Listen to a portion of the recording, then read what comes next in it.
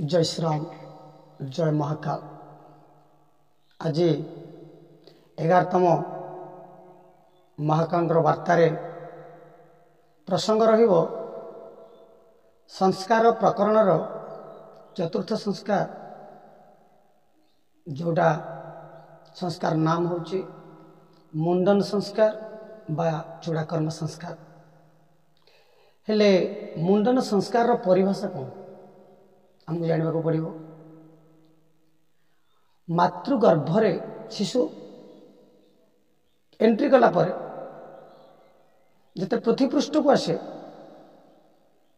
गोटे पर गोटे संस्कार पुंसवन,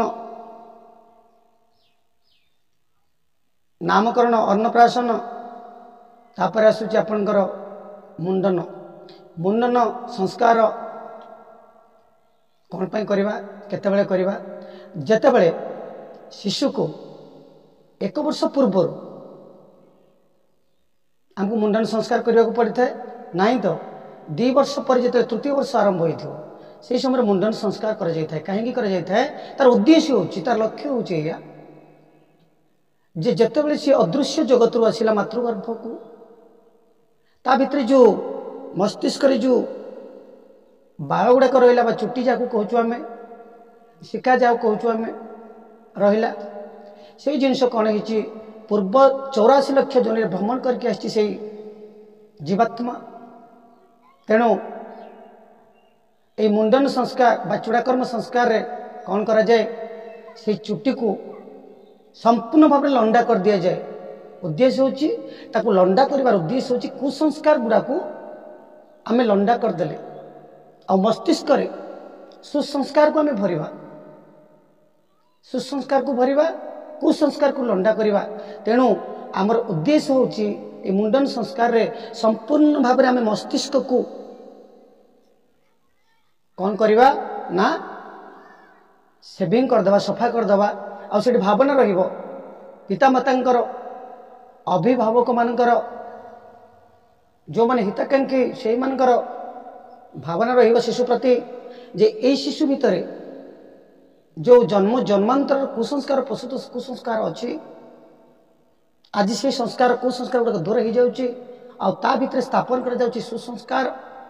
से सुसंस्कार गुड़ाक भितर आपनकर कौन ना ता भितर जागृत कर जीवो, जाकि सद्गुण, सत्कर्म, सत् स्वभाव, सच्चिंतन, सच्चरित्र और सद्व्यवहार केमिति रहिबो पिला भितर, से जागृत केमिति हबो, ता भितर देवत्व शक्ति, ईश्वर शक्ति केमिति जागृत हबो, सेथिपई कौन करबा को पड़िबो।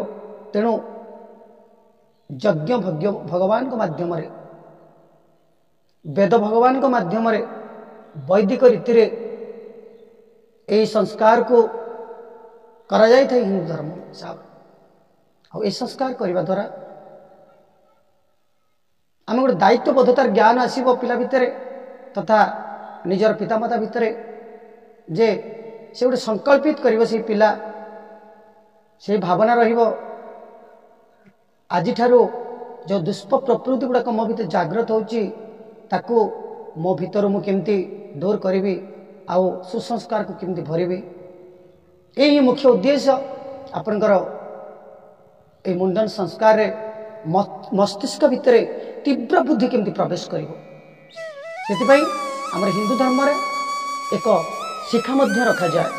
से समय सब लंडा करी गोटे शिखा रखा जाए छोटे, से शिखारे माने सद्बुद्धि गुड़ाक आसिकी माने प्रवेश कर निज मस्तिष्क भितर।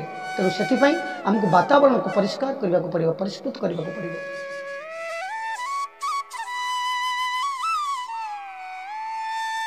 12 नंबर प्रसंग रे आपनकर संस्कार पंचम संस्कार कहजिवो विद्यारंभ संस्कार।